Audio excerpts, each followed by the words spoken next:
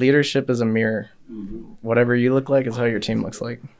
Write that one down, dude. Write that one down. Good thing you got it on video. Yeah, hey, go back to 607 and see yeah, dude. No, we can include that in the intro, man. I figure we might as well introduce this guy who's dropping all this these beautiful tidbits. So I'm going to give you one of the best introductions I've ever given anybody. Don't make me blush. I read it, dude. It's a good one. I read it. Before I do that, I wanted to encourage everybody to kind of stick around because we're going to have a final tip at the end of the video, and it's going to be about, video and what you should do, what you can do every day if you don't have a $10,000 media room, and, how to kind of gain some traction and stuff. So stick around to the end.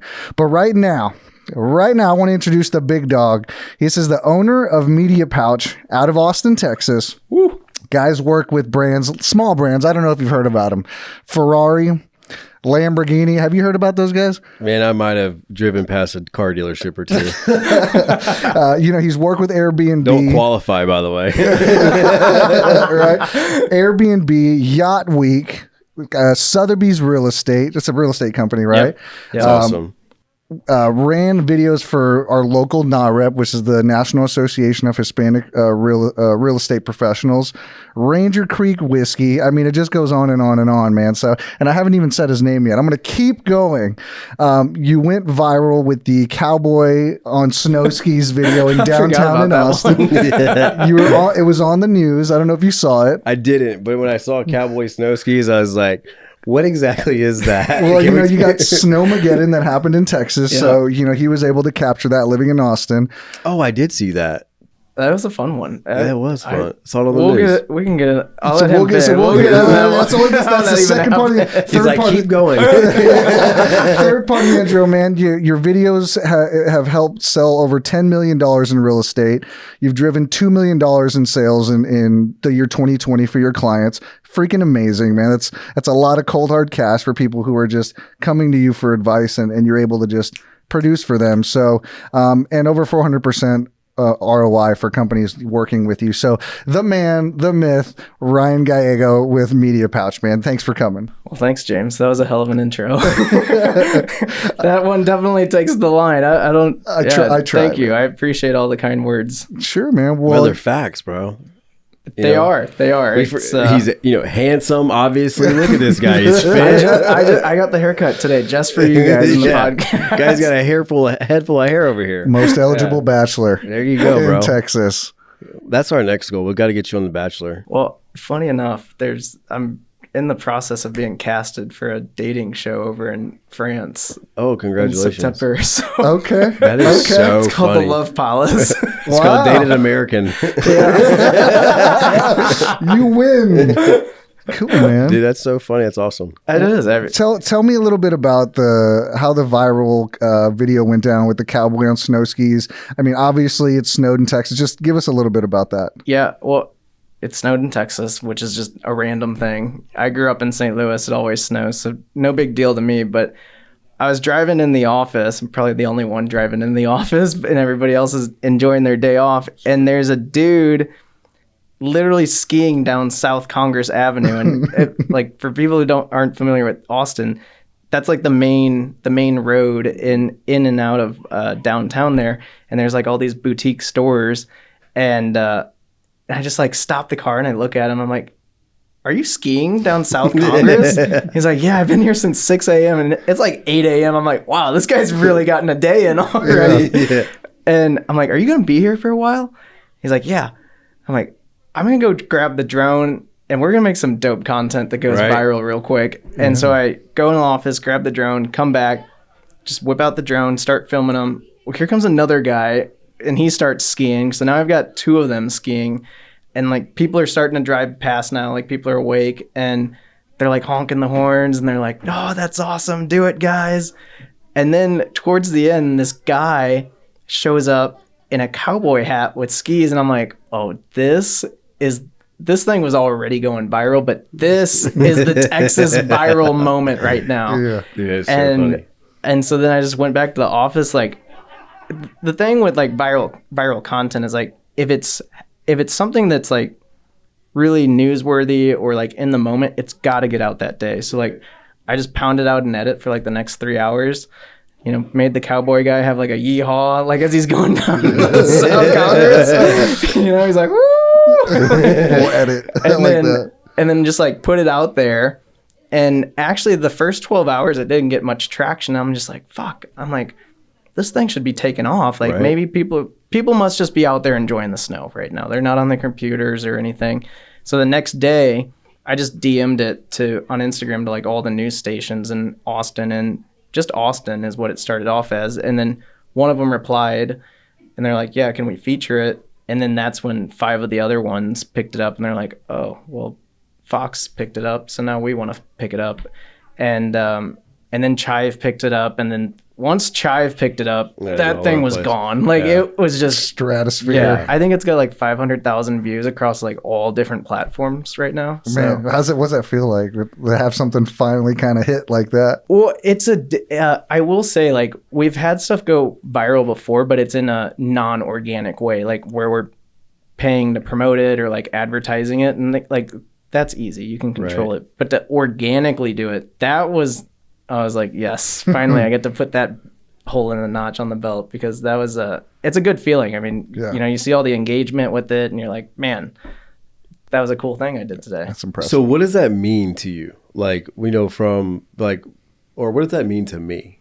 So I'm not a media guy. I'm not, I have a Facebook. Yeah. But that's about where I draw the line. So whenever you got a video that goes 500,000 views, I mean, what does that mean for your business and for you personally? Yeah.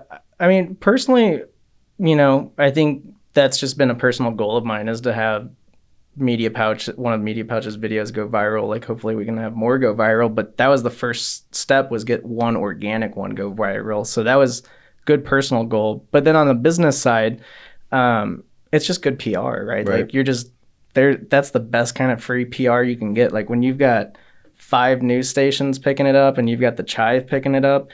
And I think that's where a lot of people, content creators, even anybody in business, like they don't understand that part of it, where it's like, oh, like I can make something big out of this because now I get to use the logos, like as featured on Chive, as featured on Fox, like that can go on the websites, that can go in the demo reel. And what that's ultimately doing from your free PR stunt is adding credibility behind your brand. Because when people go and, they're looking at you and like, well, what is this firm done? Right. And they see like as featured on, okay, well, they must know what they're doing then. And so that's really, from a business sense, like what it means, like that's the ultimate golden ticket. If the more brands like that you can get featured on, or like, logos, that's a good sign. Yeah. I mean, I would imagine like if you can, it's kind of like a, pound the chest a little bit, man, I put two cowboys going skiing down South Austin, down South Congress in Austin, 500,000 views. Yep. And, I do know, I mean, 500,000 views, that's a lot of views, man. Yeah. It's a lot of eyeballs. People struggle to get 1,000. Yeah. On legit content, yeah. right? Yeah, Dude, exactly. That's a lot of views. That is true. And it's the thing that's I really learned from it, like the lesson learned from that video is that, I mean, we do a lot of crazy cool content all the time. Like we're shooting Lambos and stuff. Like you'd think that stuff would go viral. No kidding. But it's not a thing. The stuff that goes viral and the stuff that doesn't is when it's in the moment, it's trending, and you've got something cool that it catches people's attention, along with a good title. Sure. So that's the big lesson learned. So, if we were to start shooting something for Lambo or something like that, and Formula One's in town, well, probably a pretty good chance that it goes viral since it's trending and stuff like that. People are already paying attention to it. So that makes sense. That's a cool lesson. Oh yeah, for sure, man. Yeah. So like there's a new, I can't say which brand it is yet, but they're getting ready to launch in Austin, and they're a supercar club, and they have something planned for around when James Bond movie comes out, and they've got that specific Aston Martin coming. And so the whole game plan with distribution there is to create this video beforehand, but then as James Bond, they start promoting that, it's going to start trending, then we tag along with that, and then theirs will organically start trending. So It's just all about that watching the market and stuff like that. Yeah, like that's incredible. The power of watching SEO and watching trends and Google Yeah. trends and acting on it. And then it's also like right place, right time. 100%. Yeah. But you were prepared too. Yeah. I mean, luckily the office was just another 5-minute drive, and Sure. the Land Rover came in nice with snow mode that day, because if it wasn't for snow mode, like I don't know if I'd be getting up that hill. I mean, sometimes it's just better to be lucky, right? Yep. Sure. I'll take it as luck. 100%. Yeah, I'll tell you, speaking of Austin and trending, man, I had to go to Waco this past week, and I took the toll road Yeah. and drove by, I'm assuming what could only be the new Tesla facility. Yeah. Gigafactory. Golly. Yeah. Yep. That It's thing huge. is a monster. It's huge. That It- is a monster of a building. I don't think everybody, I am privy to some of the insight there, but I thought it was just a factory and like the factory workers and stuff were going to be there. This is everything. It's their factory on the main floor, and then like corporate is above it.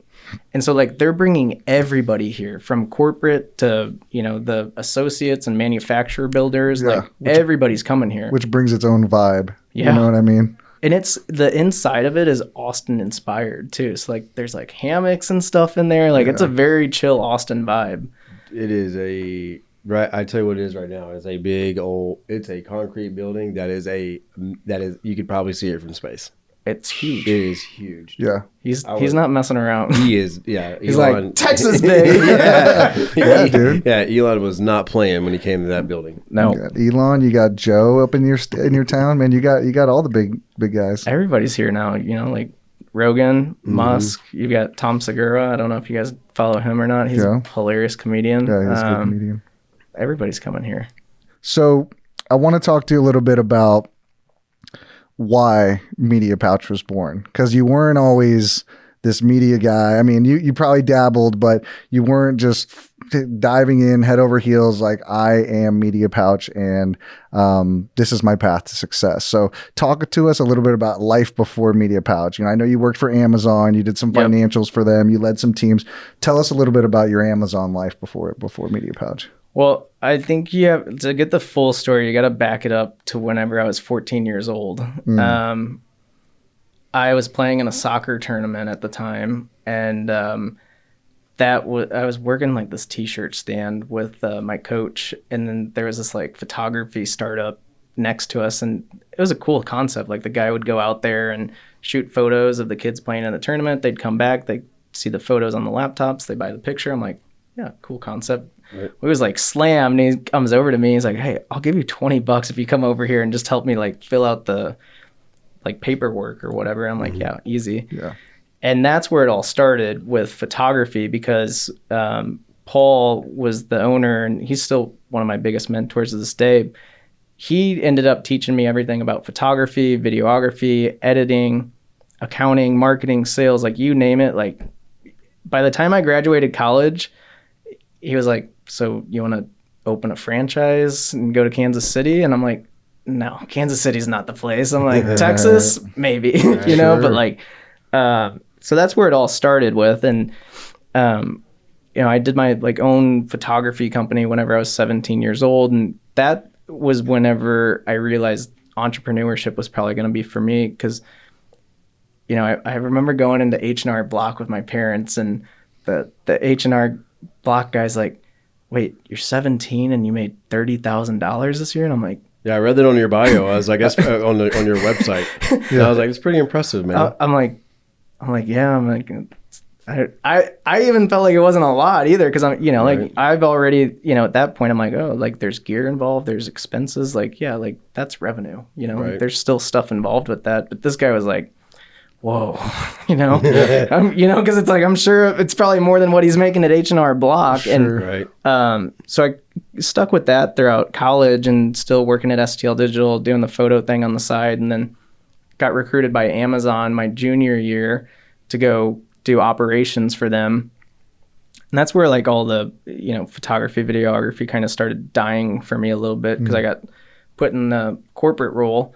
And like that was a fun job up to a certain point. Got to do a lot of traveling, like literally traveled back and forth between here, Australia, lived in San Antonio, lived in Austin, lived in Tampa. like you name it, I was there. The operations piece was fun. We set a lot of records, like shipping out 1,000,000 units and all that stuff. And then 2 years into it, I'm like, kind of bored with it. And I transitioned in their international finance team, and that started to like re-engage me because like my major was a double major in economics and finance. I'm like, oh, okay, like I can get back into numbers and analyzing things. And which is super funny to me, by the way. I know it's really, I really wanted to go work on Wall Street, and that's what I had planned, but Amazon knocks, so you open that door, you're not going to say no to Bezos. Right. It's like, hey, Jeff, For I'm here, sure. Yeah, no doubt. So that's where things kind of switch paths. And then during that year there, my buddies and I went to the Yacht Week in Croatia, and I bought a drone for the first time ever, like 2 weeks prior to that. I was like, yeah, like we're going to Croatia on yachts, like we're going to get some sick drone content. Like it's worth buying one and figuring it out. Just like personal content. Yeah, just personal content. I just thought it'd be cool. Like drones were still like a new thing in 2018. Right. And even Instagram, I felt like was still kind of getting going. And so put it up in the sky one night captured a beautiful sunset. The director of marketing comes over. She's like, hey, is this you? I'm like, yep. She's like, our videographer didn't show up this week. Here's a brand new GoPro. Would you mind capturing content on that and with your drone and just filming for us this week? I'm like, sure. Yeah, my thing was photography. I hadn't even really dabbled in video yet. And I just remember after that week, everybody wanted to be on this camera because it's the official Yacht Week video. Yeah. And it was just the time of my life. And on the last day, I'm like, man, I think I want to build a media production company, just have like an adventure team that works with Yacht Week, have an automotive team that works with cars, so on and so forth. And then, that last year that I'm at Amazon, I came back and just Media Pouch was like my side hustle and baby, and working on the weekends late at night, just getting the foundation built. And then on my 3 year at Amazon, quite a bit of stock vested. And I'm like, yeah, like, shares are at 2,000 a pop right now. Like I'm going to cash out and have a go at this thing. And at that point too, I had been trying to get a job over in Australia with Amazon. And for 8 months, I interviewed for 5 different roles and got rejected every single time. And I'm like, fuck this. I'm like, I am not letting this company determine like what I want to do in life. And like, what was crazy to me was on my birthday that year, I took 2 weeks off from Amazon here in the US just to fly over to Australia and go interview for 2 of the positions just to show these managers how serious I was. Right. And I'm like, I'm here. I'm like, it's my birthday. I bought a flight, which is $1,500. Like, I'm serious about this. And, still the answer was no because of these visa issues. They're like, well, we got to interview so many like Australian citizens. And I'm like, fuck your Australian citizens. I'm like, I'm determined. I'm like, if you can't see that, then like, maybe this isn't the right fit for me. And that's a big part of your story I wanted to talk to you about. I think that you heard at Amazon that, you were maybe too ambitious for your own good. Yeah. And you're like, dude, I know what I want and I know what's going to work and I want to go do it now because I can make it work. Yep. And so I think that's just huge. That's another reason why I love your videos, because it's like they're very ambitious and they're very, outside of the box, things that you haven't seen before. So I can appreciate that. But yeah, it sucks, but you got to take a leap of faith. You got to believe in yourself, 100%. I mean, like with Amazon, it wasn't too bad starting out there. Like it wasn't too corporatized yet. It wasn't too much red tape. Like it was still,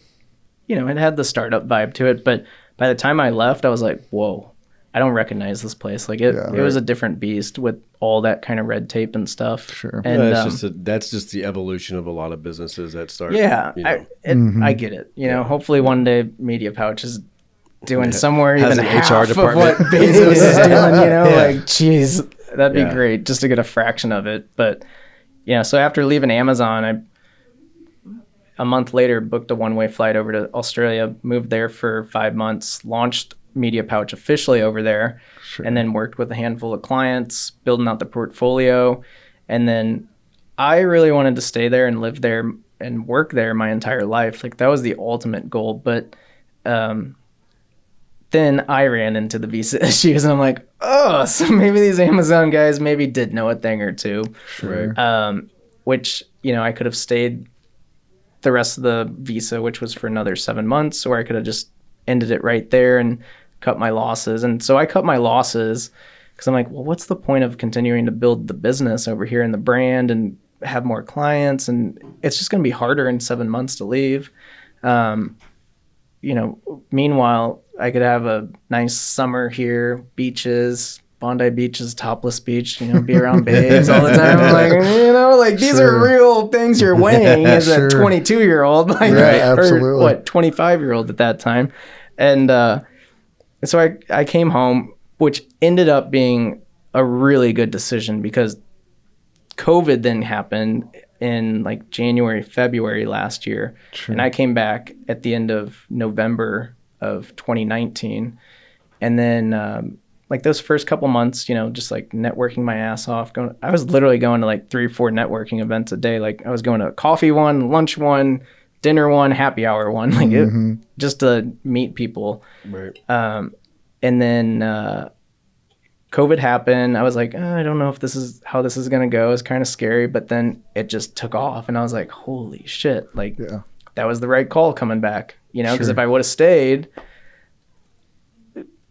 potentially I would have gotten locked in over there because I have a couple friends where like they can't leave Australia right now. Like they're just tied to it. And it's like a couple of my friends, they got to leave. They ended up going to Hawaii. But some of them are still like over there until like this whole thing ends and like their borders open back up. So like, it's crazy. Imagine I don't know what you would have done in that situation. Like, I did notice that it seems like your videos kind of changed, right at the end of 2019, 2020, like just the way you shoot or the shots that you're getting, and it went to another level. Is there anything that like particularly happened that when, frame of mind changed? What happened? Why did they just, it went from like here to here, you were doing real estate videos and then all of a sudden it just went into like dynamic, beautiful shots. Well, there was 2 things. Like I originally thought Media Pouch was going to be a real estate media production company. And like that was all we were going to do was just because I got let me back up again. But the whole idea for the real estate media production thing came from this show called $1 Million Listing LA. Right. It's on Bravo. I don't know if you guys have watched it or not, but it's all these like, it's like your major realtors and they're selling these multi-million-dollar houses and it's badass. I'm like, I want to do that. And so like, there was one point right before I started building Media Pouch where I need to be a realtor to do what I want to do on this show or whatever. And so I bought all the books and invested and I started studying to be a realtor. And I'm just like, I'm like halfway into like these books and I'm like, this is some boring shit, man. I'm like, why do I have to know how far away like the sewer can be from the like sidewalk in a house? I'm like, this is no. Right. I'm like, I don't want to study for this. Like what those guys do is cool, but like, it's just not something I'm willing to study for. And then I really actually understood what I wanted out of that show, which was I just want to do the content. I want to make the cool videos because what I think people don't realize is like there's a whole production team behind there in that same house, having that same experience, working with those same people all at the same time. And that's where the light bulb went off. But to get back to your question was after thinking I was going to do real estate, I just realized that a lot of realtors are cheap and they want, no offense to the realtors out there, but you guys are. I know what your commission is on those $2 million houses, but and they want a $200 video. Yeah, but they have the expectations of freaking Steven Spielberg, and it's like, no, no, That is so funny. You don't understand That this. is so true. And so that's really when I started pulling out of like the real estate. I'm like, I watch some guys do it really well, and like one of my buddies, he owns Drone Hub. Like he does an amazing job. Like he is actually working with those guys on $1 Million Listing LA and in New York as well. But it's a niche market, and like there's only so many people that can be in it. And so I started. That was the first part. In Australia, there was a company called X Media, and I really started falling in, not in love with those guys. Like, how do I say this? Kind of like into mentorship kind of style. Or? Yeah, like I saw what was in my head, but I didn't know what, like, they were showing me something that I wanted that I didn't know I wanted yet, like how I wanted the videos to look and feel, and like the team and all that stuff. And it was a group of guys, young, and they were actually doing real estate, but man, they made these houses look insane, and they had these like crazy edits, like sick transitions. Like, I'm like, what the fuck are these guys doing with these houses? Like, it was just insane. And so when I started seeing that, like, that's whenever I started learning how to do that stuff. And I didn't have like an open kind of dialogue with them or anything. I tried, but it's one of those secret sauce things, like you're not willing to give up like how you do specific edits, which I get, like you got to keep the secret sauce. But I'd say I started learning all of that, and that's when the videos started changing. Like, okay, so we can do some stuff like this and make it look like that and feel like this, and there needs to be a little bit more storyboarding and a little bit more pre-planning, pre-production stuff, and that's where those videos change from 2019. I feel like they change every day, honestly. Like, the projects that come in, I'm like, well, what are we doing different this time? Because like we're definitely not about to be stagnant doing the same thing every single time. Sure. Yeah, absolutely. Well, whenever you're videoing, Lamborghini's doing 100 and God knows how fast miles an hour through, along the beach of, California. Yeah. You have to do, you can't be stagnant. Yeah, because even that in itself will get old after a while. And it's the same thing what we're seeing in the drone industry right now. Like, drone videos, drone photos have become stagnant. Like, people are so numb to it. It's like, oh, another drone video. Sure. Very expected, very chill. Right.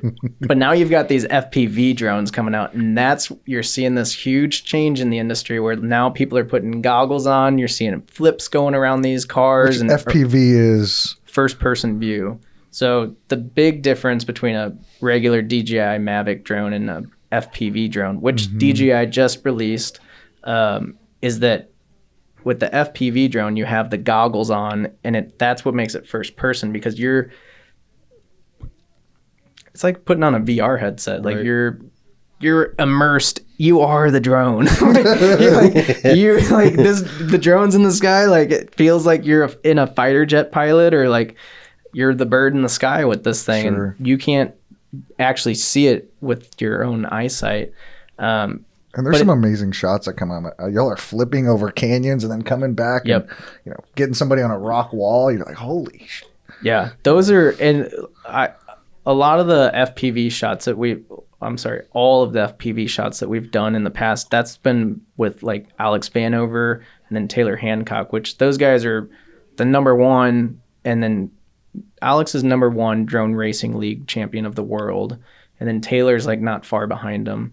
I was lucky enough to like work with them on Squadra and build a relationship, and those guys, insane. Like, that Alex is out there in Hollywood working on Michael Bay sets now and filming Justin Bieber's music videos. Like, that's how talented that kid is. Sure. And we know how much Bieber pays. Yeah. I mean, I didn't really drones have never really been my thing. I don't have a use for one. At least that I thought I didn't. Well, that's what you say. Right. Right. But occasionally you catch them on like ESPN with the drone races. Dude, it's a big industry. Massive. It's only getting, all the EA sports, they're only getting bigger. Like, all of the gaming and I mean, the drone racing kind of falls into the EA and like am I saying that right? EA? Electronic Arts. Yeah. Okay, so it is EA Sports. Yeah.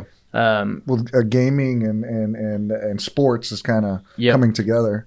There's tons of people out there making millions off of it. Like, I think the craziest thing to me is that Twitch, like, there's people paying to watch other people play games, or even like race drones and stuff, and it's just these guys are making millions, and it's like, what are you guys doing all day watching these people? But it's like it's a Right. real thing. So who am I to judge? Like, Sure, they'll subscribe to somebody for $1,000. You're like, I would never do that, but this guy's got $20 million and he's sitting at home all day. $1,000 is nothing to them. You know? I got referred to a buyer buying about a $1.8 million home, and all he does is, I don't even know what he does. He works on YouTube.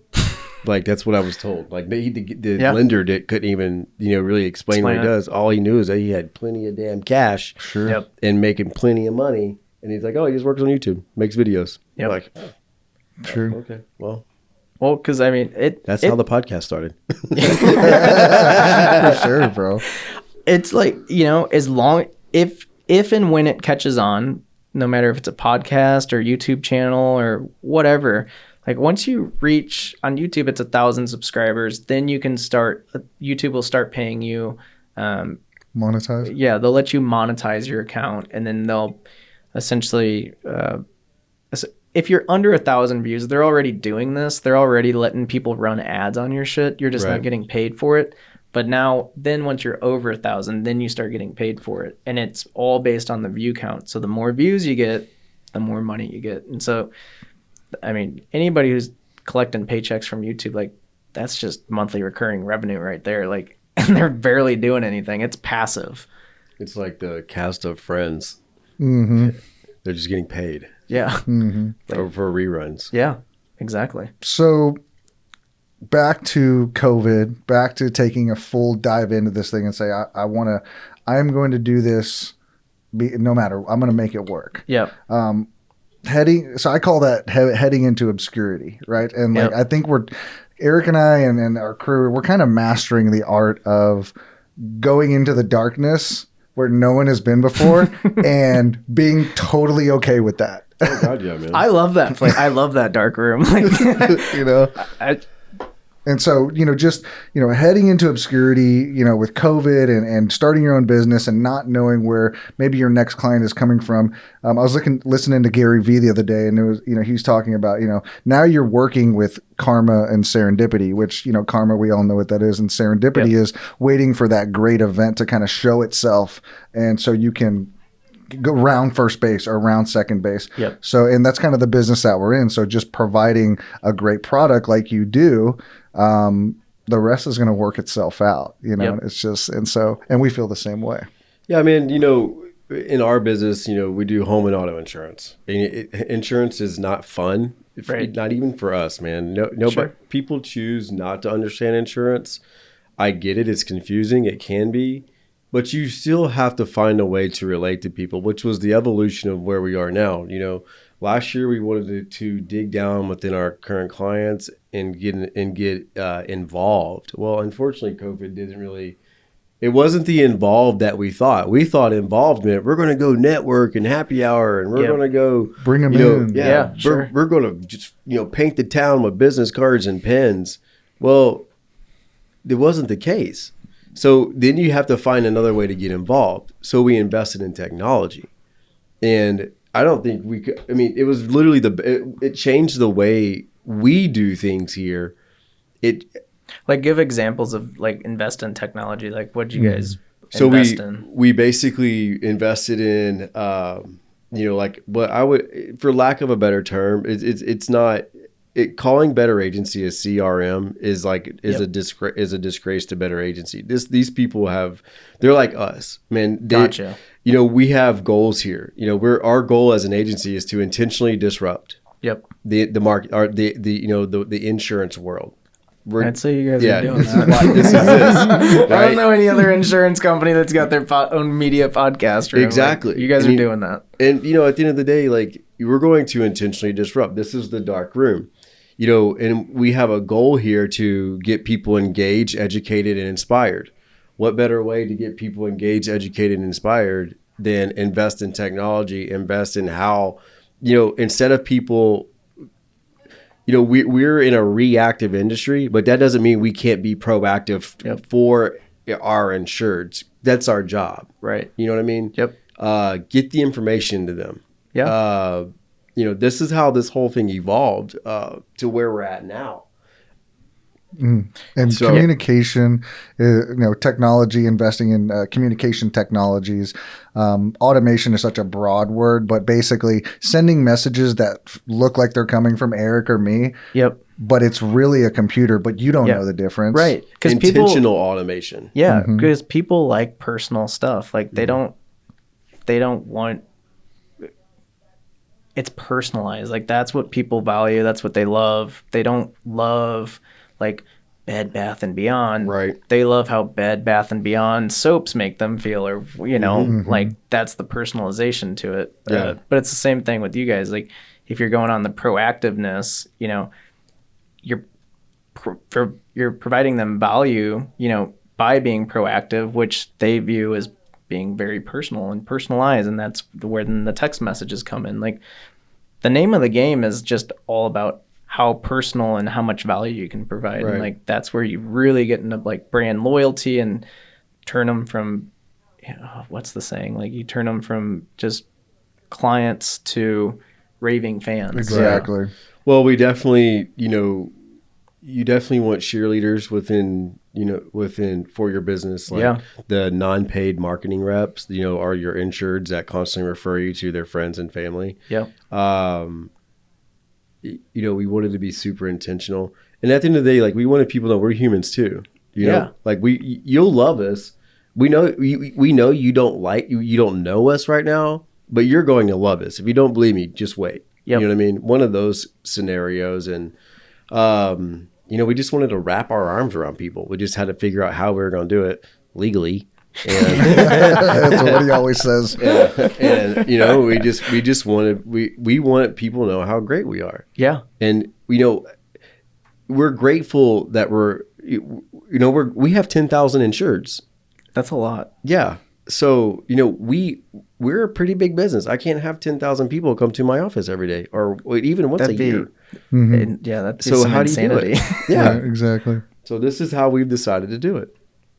Wow. Is there any automation? I guess in your industry, I don't know that there is any automation. I mean, besides like you'll send me an email after we meet, it's like, how did we do? Or when's our next meeting? And that is all automated. But is there any big automations happening in your industry that people need to be aware of? Not besides the one that like my big goal is like, I mean, it would, to answer your question, like Sure. the automation, what I view automation and what's necessary for like a media production company is that all of your standard work, meaning like your CRMs and proposals, contracts, payments, all that stuff should be very much automated, because that's not it's very much high priority and value, but it's something that you can automate. And you want to spend your time on the highest priority task and follow the money and where that's at. So all that stuff's automated. I had this thought a couple of years ago where when you're from a video shooting standpoint, like, no, I don't think you should have anything automated besides maybe backgrounds or like, your facility or your studio. But shooting techniques and like framing and all that stuff, there's no way to like automate a lot of like that stock stuff. footage versus what you provide is just like you can get into the realm of standard work versus automation, and standard work definitely plays a big part in filming, but in terms of automation, like, no. On the editing side of things, that's where I see the opportunity, because and it's mind-blowing to me that like you have these companies like Adobe that are huge, like billion-dollar companies, and their programs and applications, like here I am, this is going to sound really bad, but sometimes there are days like when they update those applications, that thing will just crash. And I spend half my day literally just trying to like work on a project, and all it keeps doing is crash. And so that's really bad, but they'll figure their shit out one day. But it surprises me what they haven't done in terms of automation is like simplified or automated the workflow in editing. Because with editing, you're going to import your video files into the program, and then you're going to start dicing stuff up. You're going to start cutting, cut 0, 1, 2, 3, go through all that. And then you're going to do a basic color grade, and then you're, finishing color grade, and then you're going to do your transitions. And there's a whole workflow to it. And almost every single creator I've met follows something pretty similar to it from start to finish. Like, they'll maybe do that here and that there versus me, but the whole thing stays the same. My thought process is we need to just take these basic things out. Like, there should definitely be automation that says, like, select it to like an interview, right? Like something like this. Mm-hmm. Okay, automation, cut in and out of when dialogue ends, and then you can get to cut 1. Great. That just saved me a whole process. Right. And then from that cut, it's like, okay, Premiere or automation, whatever you want to call it. Here's my clips. These are the settings I shot in. So let's call it, the picture profile, HLG2 or SLOG2, SLOG3. Do a basic color grade based on that. And there's LUTs, right, which are lookup tables where you like select it and you put it on there. But like even that, like that's just one more click, one more step in the process where it's like, why can't I just import it to say like, hey, this was shot at this frame? It knows all that stuff. So why can't it just be like, hey, we're going to do a basic color correction. We know that you like a stylized look, so we're going to leave that to you, but we're going to cut in and out on the dialogue. And here's like your actual pieces of video that you need to edit. Everything else is garbage that you shot, by the way. Automated, thank you. That's funny. But that right there, like that is where I see the big opportunity. Sure. If there's anybody that's going to do it, it should be them, because it would literally, I'd have to go and find investors for this idea. Like we're talking like multi-millions of dollars just to get like coders in there and like people to program this thing. Cause you would have to, on top of automation, like you have to have some serious AI that is also capable of learning. Like it wouldn't be like the AI would fit in because you can't just automate everybody's workflow. Like people have a different kind of look and feel to the videos. Mm-hmm. And that's where I know that AI would help, because it can learn based on somebody's, what they're doing in terms of speech or video. And you would set it at base 0 and just, you would let it learn for like 2 months with you and then let it take over and start automating it. That would be pretty damn cool. That's what I'm saying. And like, that's where I think, as video, that's where my head goes, because video is here to stay. Like this shit is like taking off. Like I knew it's taking off because all of my processes for sales changed. Like nothing's outbound anymore. Like I'm not emailing anybody. I'm not calling anybody. Like it's all inbound. It's all referrals. It's everything's coming at me. And I think that's here for the next 10 years. So why not, try to automate some of this stuff so that we can just build this brand bigger and bigger. So long answer, but yes, no automation yet, but there's definitely a huge opportunity out there. I love it, man. Well, back to, this is my favorite part about you, man. And there's a water underneath your chair. Okay, great, because I'm almost out of my my sparkling black chair. Shout out Waterloo. All right, cool. So sponsor us, dude. You. My favorite part about you is that, and I say you are in the vision. You are in the business of turning dreams into reality. And you corrected me. You were like, "Well, I really turned visions into reality." And I'm like, dude, they're dreams, damn it. Because, I think Eric and myself even too, it's like I had a dream that this is what it's going to be one day.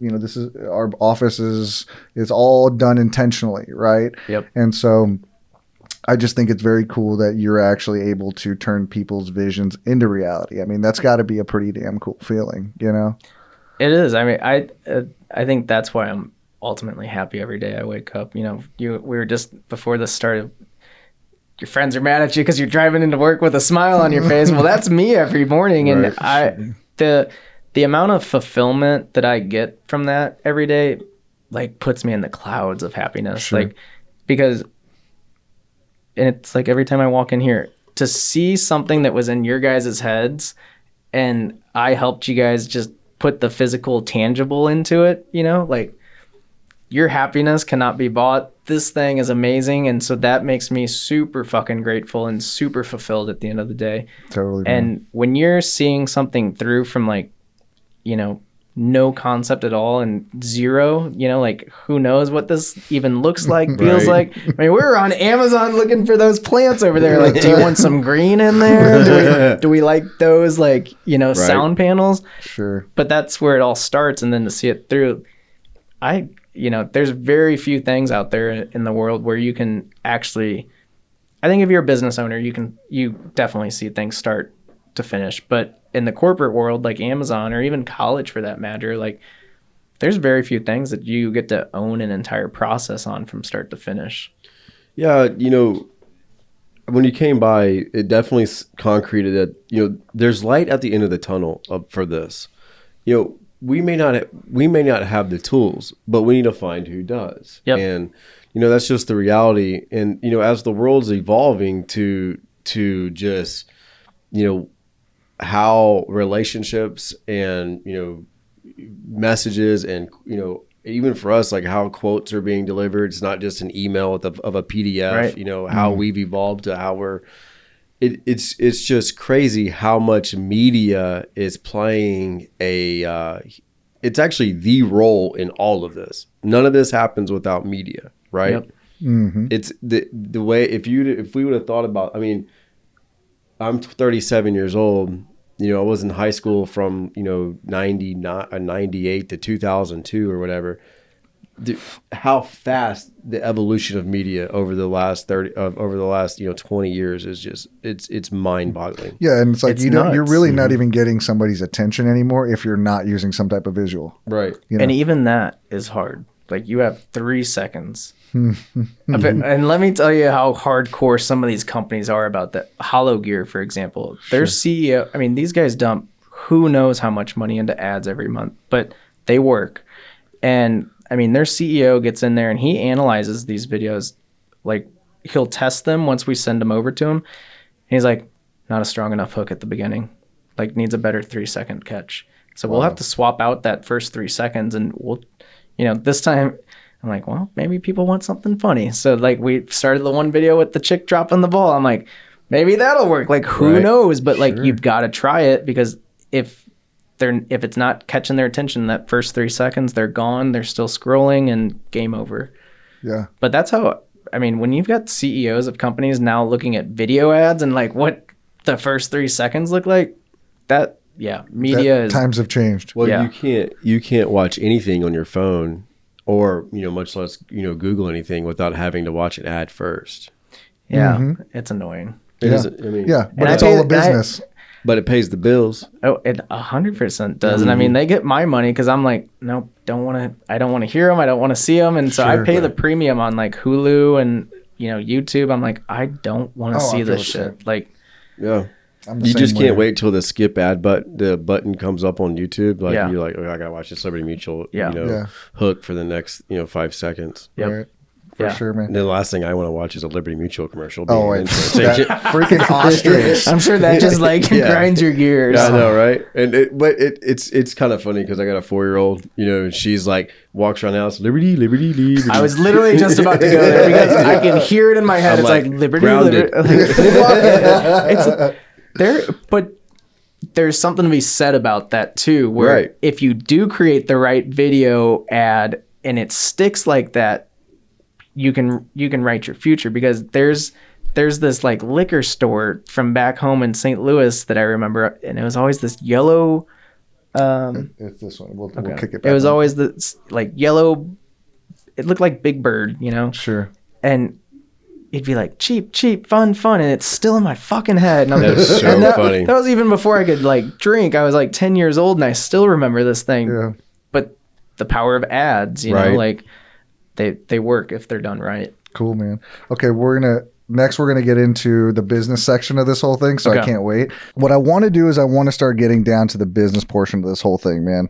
You obviously, like we said, you come from a finance background, so business, you know, driving value to your customers is important. Driving, good things happening from, from the good money people pay to you, that's your goal is your results driven. So, Yep.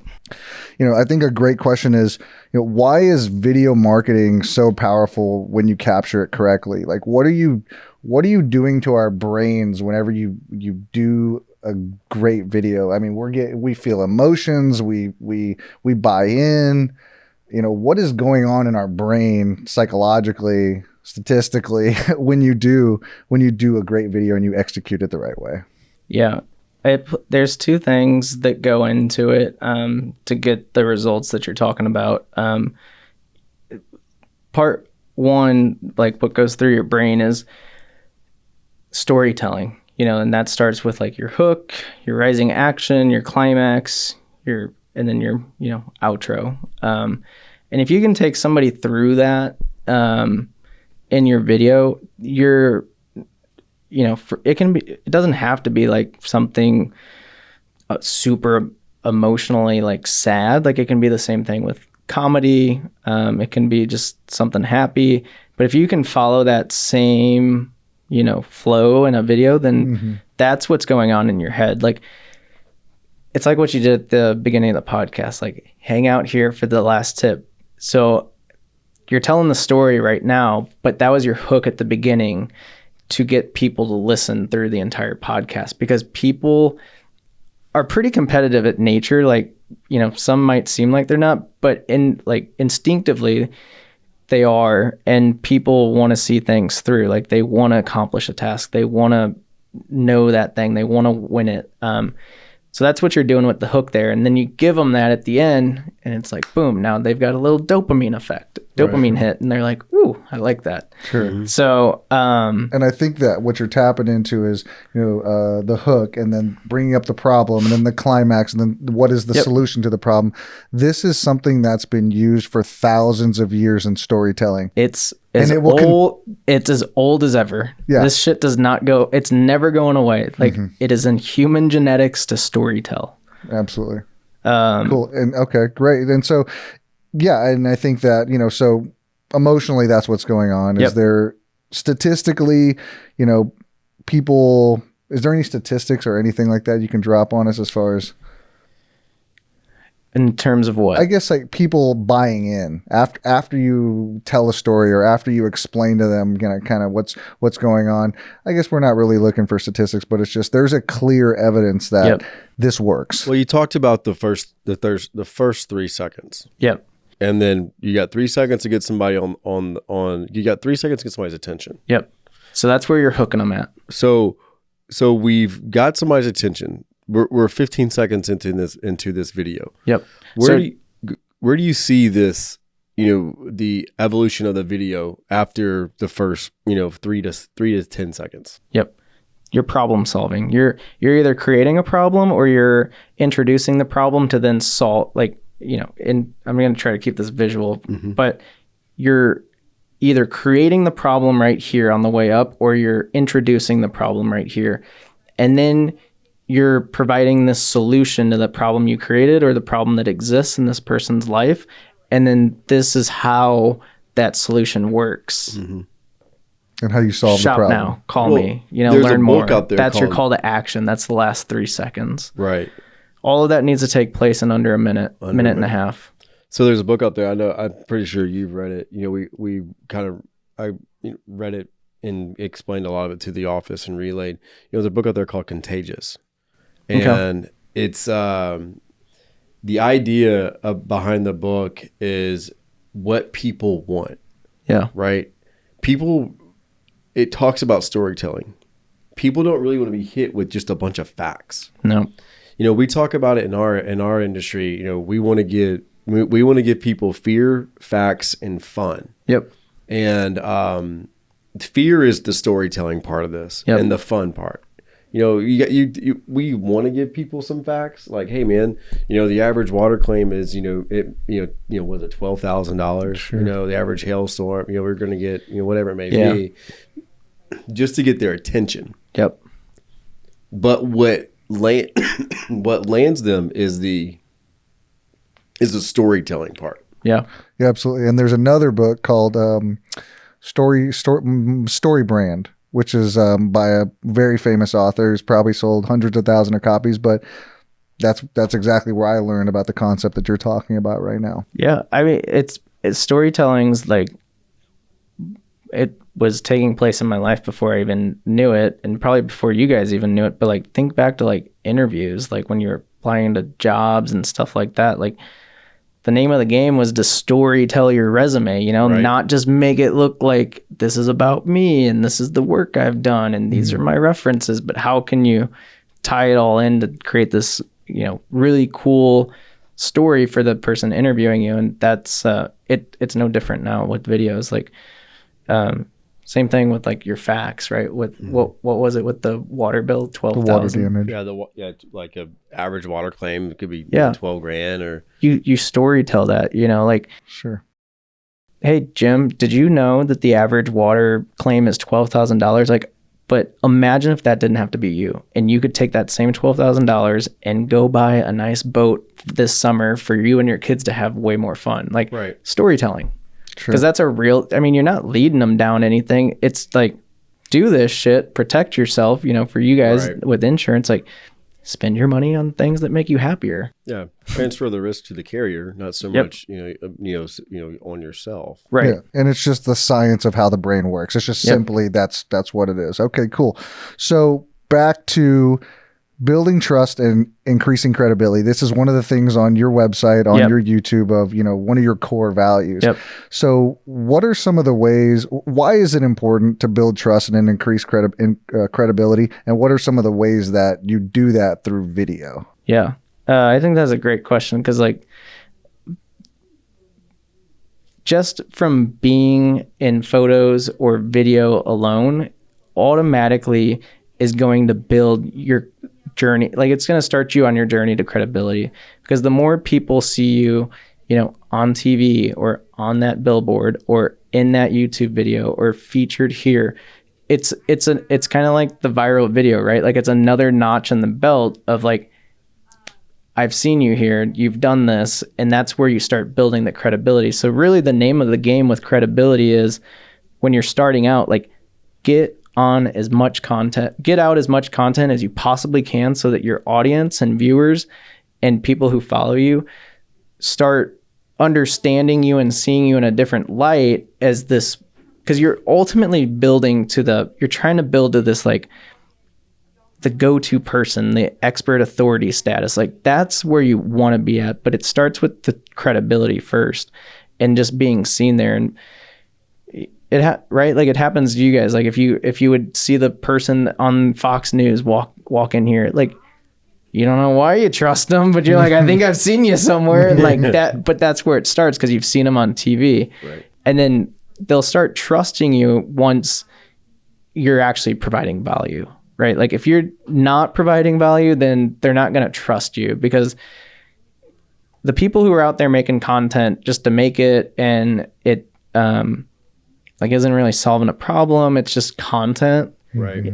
That's where you get into that, you know, the pool of, it's not trust, it's just cool kind of credibility, like, great job getting out there, but It's just another video. right? And but like, the trust comes from, like, with what's a really good example?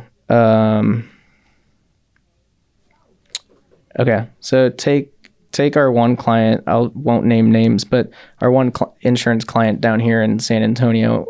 You know, she's been doing for over a year. We've been doing videos for her, the vlog type videos, and we shoot 4 videos in one session once a month, and all of her people trust her, like, on her YouTube channel, on her email subscription list, like, on LinkedIn. I see it on LinkedIn the most. You know, people are engaged with this lady because she's, one, putting out the video content, so she's got their attention, she's credible, but they're trusting her now because, oh shit, like, she's on top of this, like, this is a trending topic or something happening today, and here's the problem, and she's providing the solution. I didn't have to pay for it. Like, she just gave me that. And so when that starts happening more and more, you know, where she's at now, it's like tons of engagement, tons of likes, tons of shares, tons of thank you, Allison. This was, or thank you, someone. Damn it. Yeah. You know, not name. But yeah, and you are the irrefutable expert in that field. She's created credibility. Yes. Right. And that's where she's at with it. Like she's like now gotten to the point where the brand and herself are at an expert authority status and people trust her. And that's why, like, you know, she's getting more deals done through these videos because, one, she's consistently putting them out there. Like, we do 4 for a reason, 1 per week. And people, you know, they've turned on the notifications every Tuesday. They go watch her videos, and she's got a topic for them. She solves that problem, and now they keep going. Yeah. But that person's in the health field, right? Yes. And you know, you couldn't. It's not sexy at all, by the way. Like it's very much like what you guys are saying. Like it's insurance because it is insurance. She can come next time. She would be a great one to have on here and explain like how she's done it because it's remarkable. You know, it just takes time though, and you got to have patience with it. And most people don't have the patience for it. But if you stick with it, then it pays off.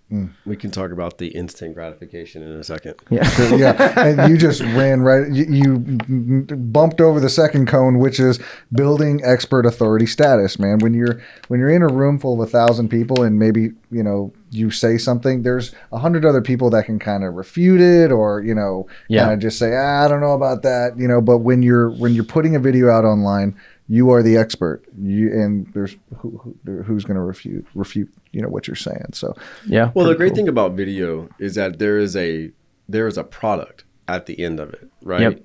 So it's like that guy's videos suck. It's like, well, no, they don't, because have you seen them? Yeah. You know what I mean? Like there is something in play there. I mean, to go, I guess, to like play devil's advocate on myself, even to your point, like there are a lot of people out there that have built that credibility and trust and expert authority status, like with just cell phone footage, like iPhone footage and, you know, pretty shitty video quality. And that's not always like the number one thing. Like those people are providing so much freaking value that like, that's how they got there. They're just using video as the medium to get there. Right. Now, if they would up their, you know, content production value, like, you know, then they can probably start targeting a little bit higher dollar ticket items and clientele, because that's really what happens when you've already got the expert authority status and your video quality is shitty. Like you've already got clients, you're doing pretty well. But when you up the production value, that's when you can unlock the next, you know, level of clients, like start charging more and stuff like that. Well, I think also it's the evolution of content. When you upgrade your, you know, the iPhone, when you go to the next level, your content can be better. Yeah. You know what I mean? Like, and but you also want to evolve to creating better content. So you challenge yourself. You challenge your creative mind to do better. Yep. And that's just that. I mean, like that's what you guys did here. Yeah.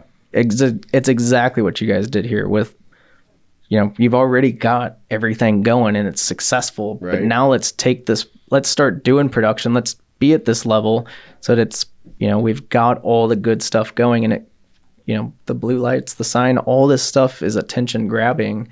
And it shows the quality of it. And it's like, we're invested in it. We're serious about this. We're here to play and we're here for the long term. Right. So we talked about bidding trust. We talked about, you know, the impact videos have for, you know, a health insurance agent, whatever. Talk to me about who your clients are. Like like if I was to say, Ryan, I want to send you somebody. Who what am I looking for? Yeah.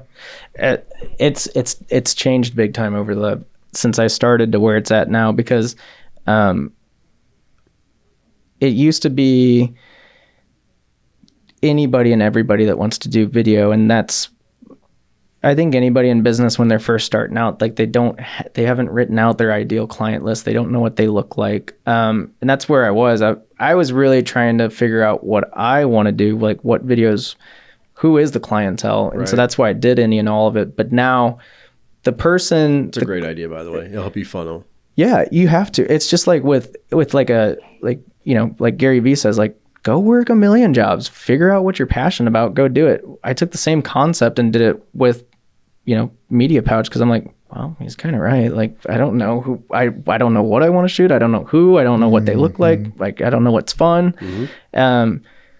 Anyway, now the client that I want to work with that fits best for Media Pouch is somebody who's already doing some form of like video content or wants to start doing video content, or pretty much like they've got a marketing budget and they want to take that and just put gasoline on the fire. Right. Those are the kind of people that I want now, because our prices have definitely changed, and like we've jumped up quite a bit, and that's through like demand, but also the equipment that we're working on with now. But I also understand how to get the results that they need versus like, this is probably the biggest reason why the clients change. I can't get the small client the result that they need or want with their budget. Like I want to help the mom and pop shop, and like, when I can, I will, but that expensive video is only half the problem that I'm providing the solution for. Like, I need you to invest in the distribution on this thing for me to like make this successful, and like actually, these results are real. These are all facts, and these are all things that we've done for people, but they've also allowed me to run distribution or like consult them on how to do the distribution if they want to do it their own. But if I just give you this video and you don't have the budget to put ad spend behind it or promotion, and you can't actually execute on this game plan roadmap that I'm giving you for distribution, it's not going to work. And I don't want that client anymore, because I want to get results for people. Like, I want people to actually listen to what I'm saying, in a non-narcissistic way, but like, I've got this formula, and if you follow it, X is going to happen. And so that's the ideal client. It can be, I think the videos are still whatever it wants to be. It can be real estate, it can be product, it can be automotive or adventure, but do they fit that specific characteristic of, are they doing marketing? Are they ready to go to the next level or ready to change something? And do they have, the wisdom and budget to listen to me on how to get that result? Yeah. So because we talked about a while ago, this isn't instant gratification. It's not. By no means. Sometimes it is. It can but be. It's not always that way. Statistically speaking, there is a 0% chance of me spending $25,000 for you to do me a badass video and it sit on my desk. I am going to get zero out of that. Zero. Yeah. So there is a huge plan. Every it's kind of like we talk about. It's kind of like everything's is an egg in a basket. The video is the biggest piece of the puzzle. Yep. But there's a bunch of little puzzle pieces that's surrounding this big piece that have the biggest effect, because a good video is not that good if nobody's watching it. Exactly. And this is where I think video is the ultimate thing, because from video, you can pull all of this shit out of it. You can strip the audio. Now I've got audio for my podcast, and I've got my video for my video podcast. I then take my audio file and I transcribe it. Great. Now I've got a blog post. Now I've got shit to put in my to send out to my email list. Right. I can pull pictures out of that video because I'm shooting in 4K, and like, shit just is that high res now, and now I've got pictures. Like, you just got text, audio, photo. Did I name a fourth one? Was it three? The video itself. Oh yeah, the fourth video.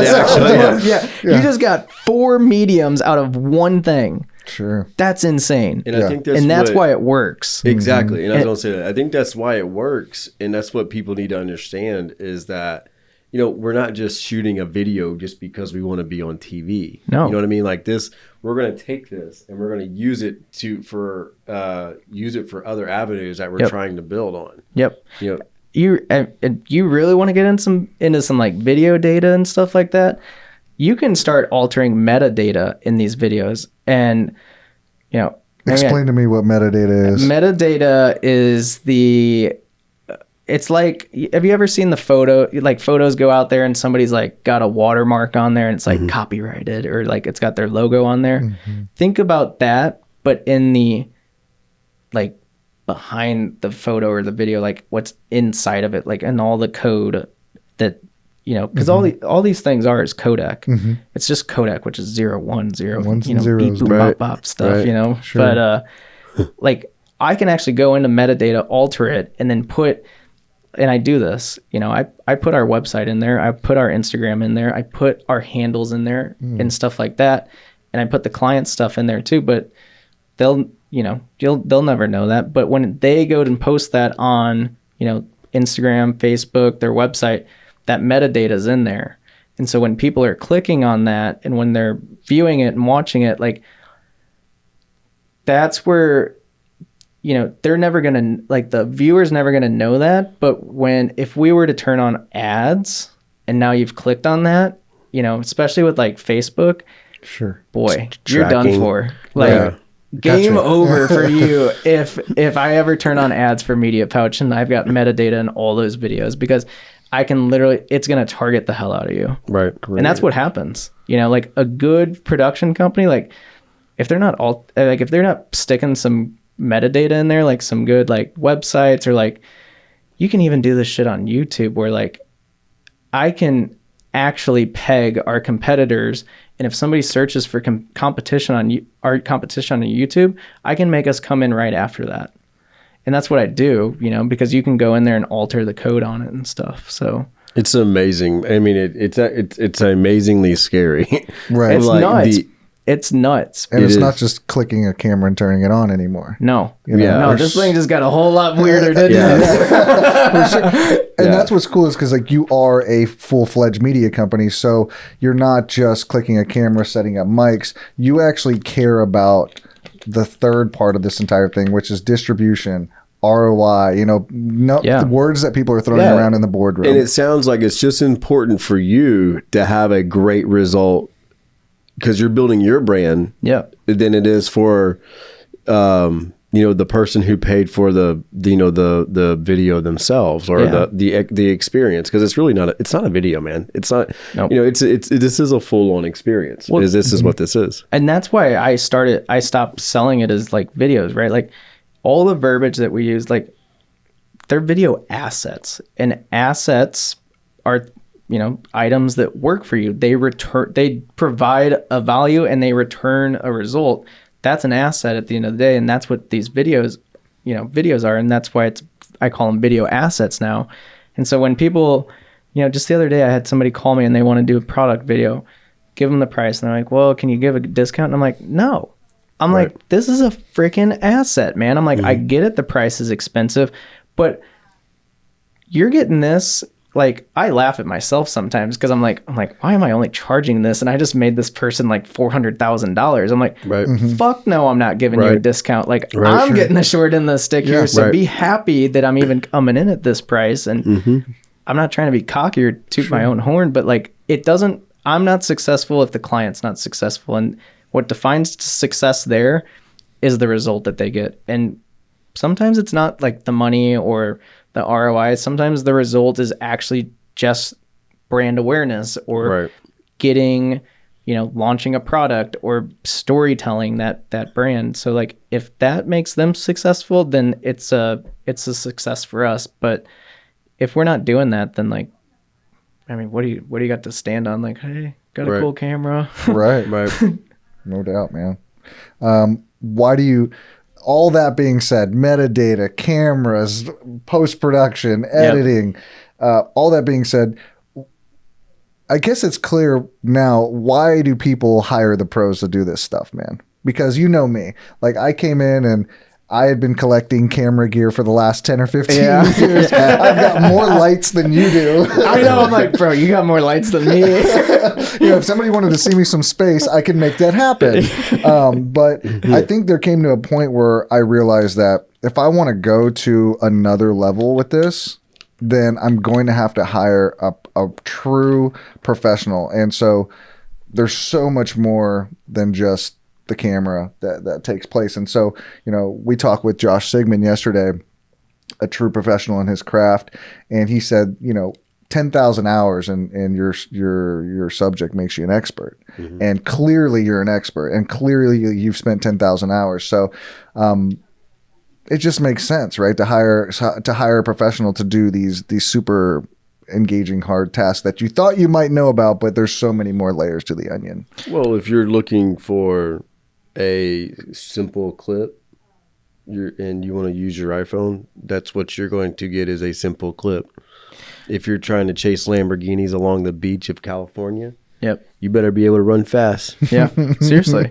I think I don't even think about it like that anymore, to be honest. I don't think about it from the perspective of can I do it? Will I do it? Should I do it? Can I do it? Should I do it? Or should I hire a professional? Like, I don't have that conversation anymore. It's more about it's the time aspect, right? Mm-hmm.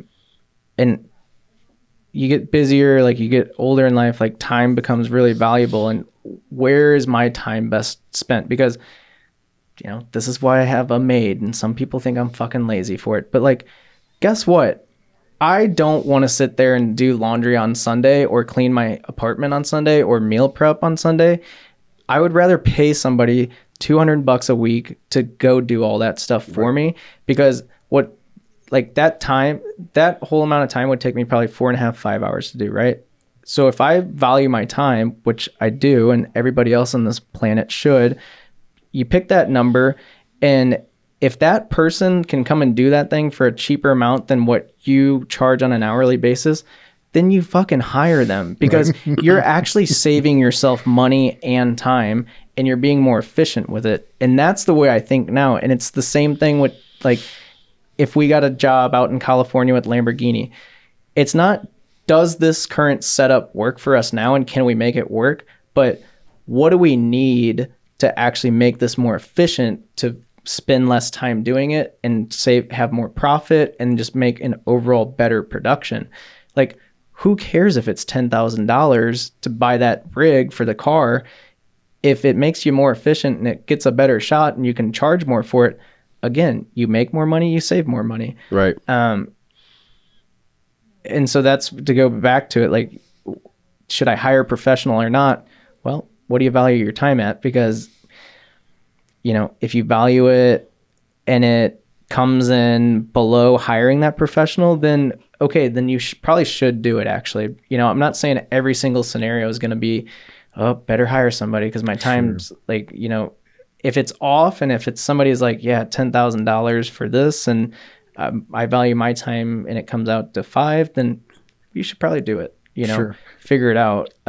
Like if I was a real estate professional and I'm like, okay, I saw this badass video on YouTube and I'm thinking, okay, I want my video to look like that. And then I go shoot my own video and it's here. Then I have a decision to make. I either say, okay, I'm going to accept the result that I did, or I'm going to take 10,000 hours to get it to that level, or I'm going to hire a professional. And how valuable is your time? Is the question. And what are the results do you want? What kind of results do you want from making that decision? Well, just from anything. I mean, do you want amateur results? Somebody can go to, get on progressive.com and get their own auto quote. Sure. Mm-hmm.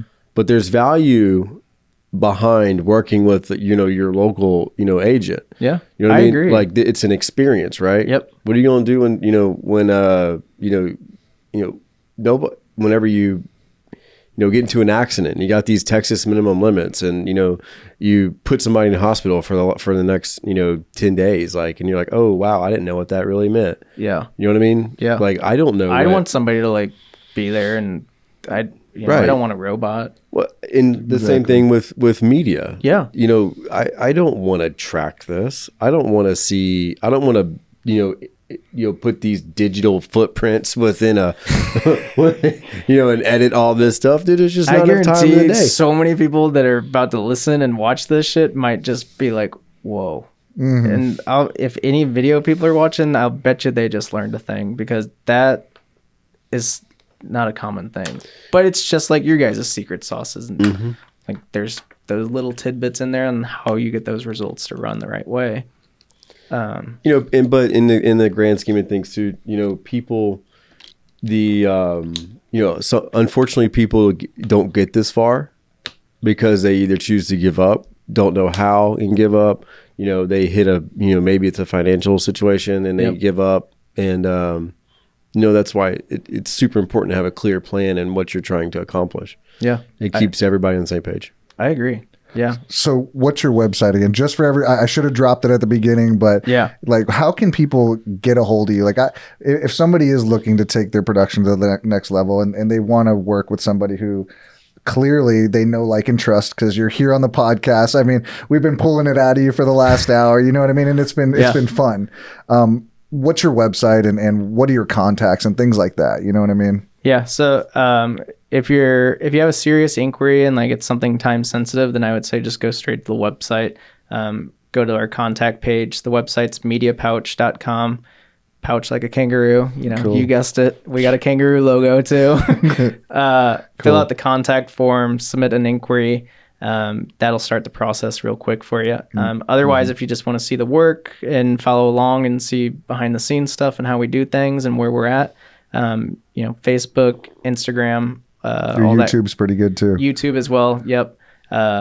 It's just Media Pouch, all one word or two words on YouTube. So cool. Is there anything else that you guys wanted to touch before we get into our last kind of tip and stuff like that? Anything you wanted to any drop or make sure you talked about before you get out of here? The studio.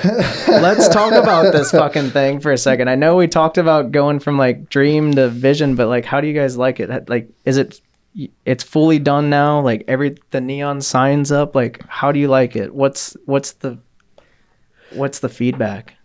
We've had, everything's positive feedback. People just don't, it's kind of funny, man. It's really flattering too. I mean, people, you came in, we put together a rendering, we followed the rendering. I don't think people really imagined what this was going to turn out to be like.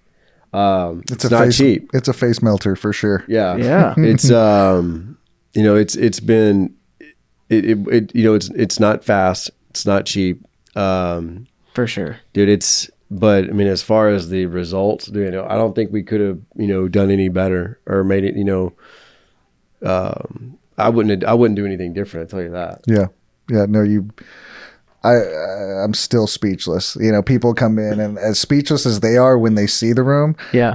I'm just as speechless to have this vision realized, 10 years later. If you would have told me that I'm sitting with one of the best production companies in Austin and one of the number one lenders in Texas, who, in the largest companies, I'd have slapped you silly and fucking dude, there's no way that that's going to happen. Yeah. But here we are, 10 years later and things are just, I feel like we're just opening up the can of worms too. Yep. I mean, the potential is massive. You're talking about guys like Black Rifle Coffee want to come in. Yep. I'm excited for you guys to have them. The gentleman who's running for mayor for San Antonio wants to come in. Massive. And it just keeps going from there, and they only get bigger and bigger. So I mean, the opportunity. There is no. The opportunities is really simply endless. I mean, there's. Yeah. Mm-hmm. It's just based on where do we want to close the door. You know what I mean? Sure. I walked out of here yesterday and I put it on my Facebook, took a picture with our last guest, and then my next post was, there are no limits. No. Because right now, that's the way I feel. Yeah. So what was the where did this all come from again? Where did this idea come from for the podcast studio? And what is your guys' goal with this podcast? I'm going to flip the script. I know you ended this, but I'm going to flip the script now, and we're going to get down to this podcast studio. It's always for me, and I know that, and we share the same values, but it's beautiful that we're different people and we share slightly different values. Yeah. It's always been about driving value, giving value to the person that is our referral partner that we care about. We always come with the value first. I don't know how you feel. Yeah, just in case anybody missed it, we're co-owners of an insurance agency. That's the best freaking part. Do you ever has anybody walked in here yet and they're just like, what the fuck are you guys doing? It is kind of funny. Yeah. You know, it all started just from, really just wanting to be better. I mean, whenever you tell people, whenever you tell your team, we have 18 employees here. Whenever you tell your team that we're going to intentionally disrupt the market, you better be ready, because now you got 18 little bitty accountability partners. Yeah. And they're like, okay, well, how are we going to do that, boss? And it's like, oh shit. You know Did what I mean? Say that out loud? So, the evolution, the things that we can accomplish now, it's endless. Like it just simply endless. It really all started out with, man, we should try to be, how are we going to be innovative this year? How are we going to dive into technology? Yeah. Because if there's one thing that insurance is technology. Yeah. It is now with all these insure tech companies, and you can, it's moving fast, but we still have, I'm a proactive guy, and I'm a control the controllables. Yep. You know what I mean? Yeah, yeah. So, we talked about the Liberty Mutual, YouTube clip. Cool. Doesn't mean I can't do that. Right. You know what I mean? Why can't I do that? What's holding me back? Well, the only thing really holding me back is myself. Yeah. Okay, so let me go find an expert. Let me go hire an expert. How much is it going to cost me? Here's my plan. How can you help me? You know what I mean? Yep. And that's really just kind of what it boils down to. Where is it? All this only stops at your imagination. 100%. If you can think it, dream it, you can do it. Like, seriously. Walt Disney style, dude. Yeah. If you can dream it, you can achieve it, dude. Yeah. Maybe, I don't know if I do the acid thing like him, but yeah. Sometimes I guess that's what it takes for people, but back in the day, those are days that are behind us, sir. Cool. Yeah, man. I don't know. You got any other questions for us? But no, it's been a hell of an experience. I mean, very satisfying, especially putting our hands and saws and blades to create a lot of the things that you see. I mean, Eric created the panels, which are phenomenal, by the way. They're all custom. Yeah, they are custom. Whenever I build our studio out, you're gonna design our sound panels, because you can't even buy good. I mean, they don't come with the LED lights like that. You gotta custom do that. So you're the sound panel guy now. I see a side hustle. How do we get a hold of you, Eric? MediaPouch.com. Yeah, dude. It's cool. I mean, he made the panels, and then we hot glued the LEDs, and it's just been super cool. I'm so happy for you guys. Well, I love that you guys get to experience your dream now every day, and this is part of the reason you're walking in here happy. I mean, that's cool. We were talking about this earlier. I'll just share it. It's like I was driving to the office at 12:30 this afternoon, thinking that if somebody would have asked me what'd you do today, how was work, I played golf with 3 realtors and came and did a podcast. And I'm going home now. I'm going home after this. All smiles, dude. How many people? I mean, I wouldn't say anybody can do this. Everybody has a challenge, right? Yep. But, you can, this for me, there's something within your life, personal or professional, that is the same, greatness that we feel for this. Man, you just got to go find it. So yeah, I agree. And I mean, once you get through those grinding startup stages, if you're starting out, no, don't do this stuff. Right. But yeah, you get to that point, that's when you start focusing on that. And when you start to emerge from like the primordial soup of like entrepreneurship. Yep, exactly. You finally can take a paycheck. Yeah. Things of that nature. No doubt, man. No doubt. So, Ryan, if there's one, are you going to say? No, go ahead, please. Dude, if there's one thing, we always love to finish. If I were you, there's one thing that you could pass on to, a listener or a, friend, anybody who's looking to get into something like this. What is one tip that you would leave with somebody? I would leave them with, if I were you and you wanted to start out in business or your entrepreneur journey, or even just like, say you're in the corporate 9-to-5 thing and trying to like get that promotion or new client or job, like there's so much, like people don't value this, but provide so much value and pour your heart into it and hard work. And like whatever that thing is, if you're chasing that new client, then provide them value up front, like earn their trust, like give them something that they really value and just show them what you can do and allow them that opportunity to work with you, because it'll pay dividends. Like people don't do that nowadays. And it's 9 times out of 10 why they don't get that promotion, because they think that, well, if I just do my standard work, then I'm going to get promoted. But the real people that are getting promoted and landing those clients are the ones providing that value to that company, brand, boss, client. And those are the ones winning right now. So that's what I would do if I were you. Any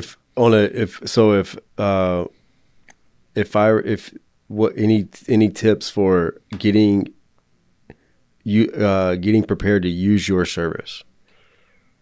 For Media Pouch's services? For Media Pouch. Somebody's looking, if somebody is interested in Media Pouch. Maybe they're looking over the fence a little bit. If you were them, what were you? Well, a lot of the, not pre-qualifiers, but like, more of a discovery form. And what I'm really looking for is, most people don't know what they want and they don't know what they need to come to that meeting with. Mm-hmm. And what I'm able to extract before that helps me figure that out for them. But it's, well, what makes you happy? And, when I mean that, I mean it in the business sense. And take that a step further. How many more customers would you like to attain each month or next month or the next 12 months? Like, what are your goals this year? It's things like that where you need to have your own business figured out and your own goals figured out and like your game plan so that we can help you hit that. Because if you don't have one, then I don't know where to aim for you. Like if you don't know what your goals are as a business, like maybe you shouldn't be in business. But like if you have those things, then that's what really helps us like get things started if you're interested in working with us. Because if you say that your goal is to do 250,000 this year or attain one new client or one new customer per month, then I can break that shit down and really show you how we're going to do it through video. If that's did y'all see that I guess a reporter asked Elon Musk like what would it take for you to stop? No, it was like what would you what kind of motivation would you give to somebody trying to start their own business or some business owner? Don't. Yeah, he was like, if I have to motivate somebody like that, I'm paraphrasing this. Yeah. He's like, if I have to motivate somebody, you should not be a business owner. And there's only one thing wrong with that saying. Is that it did not come out of my mouth first. Yeah, dude, definitely. But he's right, though. I mean, it's like, dude, right. like being a business owner is not for the weak-hearted or like the unmotivated, because you will get yourself in some serious hard times if that's the case. Hey, man, you got to pick yourself up. You're going to be we talked about this yesterday. You're going to be the hardest on yourself, and then you got to be able to pick yourself back up. And you got to be your own cheerleader too. Yeah, and just walk right back into the office and act like nothing's wrong. Yep. And just motor through the day. Exactly. Yeah. They also asked him, what would it take for you to give up or to stop? And he said, I'd have to be dead or incapacitated Yeah. because I'm not going to stop. And that kind of determination and drive is just, Oh, dude, he's just a guy's a pioneer, man. yeah, He is. Absolutely. Yeah. Very cool. Okay. So I promised everybody that we'd give them one tidbit, one last tip. Okay. If you don't have a $10,000, media room studio and you don't have $1,500 in mics and 3 cameras and, all this and that, are there any, I have a tip and I just wanted to brainstorm with you guys on it. What are some tips and some things that people can do in order to kind of get their message out there like we are, but on a different level, right? A beginner's level. So mine is always consistency and persistency, right? Whatever you're going to do, I don't care if you've got a camera and you're sitting in front of a white wall, just do it every week or whatever your schedule is. Do you have any kind of tidbits on something like that? So, like, for getting started with video specifically, is that what you're just asking? Or not getting started. Just there's somebody out there who has a business, right? And they want to just start getting involved, just start to turn the camera on and to do something. They know they want to start posting on social. They know they want to maybe start posting on YouTube, but they're just like, I don't know what to say. I don't know when to say it, how often to post it, where to post it, so yeah. just if there's any tips like that for just kind of like a beginner with a big heart, you know what I mean, that wants to get their message out there. Yeah, I'm a big fan of like brainstorming, and I know that can be like a hard thing sometimes for people, but if you're really just starting out and trying to like, oh, what do I talk about? Start with a content calendar. That's probably the best way to start really brainstorming. And That's a great idea. because the content calendar is going to show you all the different holidays, like the Mother's Day, Father's Day, and when you visually see something like that, that's when your brain can start actually working. And then you ask yourself, oh, well, how does my business fit in with that? Like half the work's already done. Here's Mother's Day, Father's Day, Christmas, President's Day, like maybe. There's all kinds of national holiday, like national days, like National Chicken Wing Day. Like, so if you're a restaurant, like, how do I tie into that? But start with the content calendar and then just start writing it in there. Like, oh, if this is Chicken Wing Day, like, great, we sell soda. So, how do we, I would tie soda or beer into chicken wings with. So we have to find when National Chicken Wing Day is, though, by the way.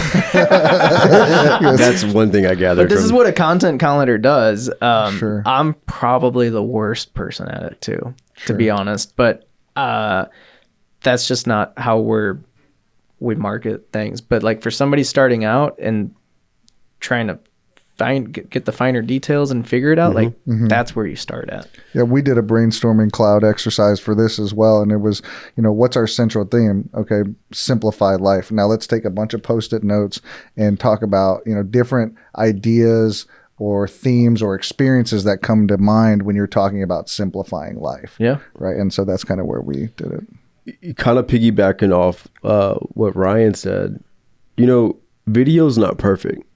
No. You know what I mean? There's imperfections. Yep. But that's the beauty of it. That's the beauty of being a human. That's the beauty of posting the video on Chicken Wing Day and you got like ranch on this corner and like hot wing sauce like over your left cheek. Like roll with it, man. Yeah. You're a human, dude. Like people are going to be like, dude, you got chicken wing on your face. I'm like, yeah, I know. It's cool, isn't it? Yeah. Like just go. Yeah. And I think people like, I suffer from paralysis by analysis. But when it comes to videos, you just got to shoot it. Yeah. One take, bro. That's all you got. Yeah. Just one take post. And there's two things to that too, like that there's start like documenting stuff, right? Because you're going to look back and you're going to have that whole entire documentation of like your journey, like, which is what I love. That's why I've been documenting all of our stuff from day one. I can go back years and be like, man, that video is fucking shitty. Right. Or like I can remember like, certain shoots that we did. And it's the same thing for anybody starting with, just start documenting all of it. And so you can just have an archive of it. But then the other thing is, paralysis by analysis. What do people think? I find myself doing this all the time. I'm like, that's not good content. Like people won't like that.